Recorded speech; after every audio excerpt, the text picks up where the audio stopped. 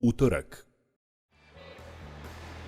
Sad on šiša, videla sam ušlo je dosta ljudi, pa mislim da je pravi trenutak da...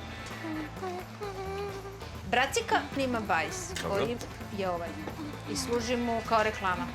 Kad je otvoreno, stavi bajs ispred berbernice i kao svi znaju da rade. Vožnja bicikla je ponovo aktualna, a mi priređujemo iznenađenje onima koji ga najviše koriste. Diskretno im uzmemo bicikl i vratimo totalno drugačiji. Koliko ti je pala cena za ovo? 300 dinara, gospođo. Može za 200. Može, gospođo, slobodno. Ili svetli? Svetli. Opa, dobar.